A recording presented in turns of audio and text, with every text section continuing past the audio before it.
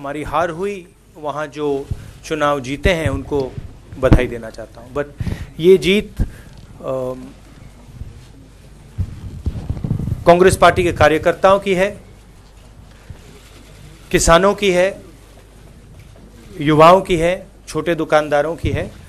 ये जो आवाज़ उठी है, अब कांग्रेस पार्टी के ऊपर एक भारी जिम्मेदारी है कि इस आवाज़ को हम अच्छी तरह सुने और इन स्टेट्स में जो विजन दिया जाना चाहिए वो हम दे पाएँ। तो इस पे हम अब काम शुरू करेंगे।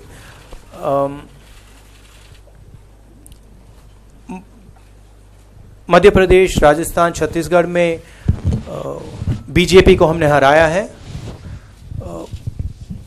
और जो वहाँ के चीफ मिनिस्टर्स हैं उन्होंने जनता के लिए काम किया।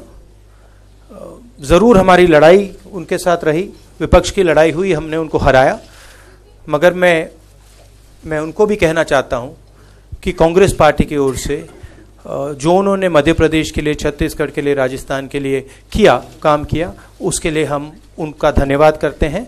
और अब बदलाव का समय है, तो अब हम उस काम को अब आगे ले जाने की कोशिश करेंगे।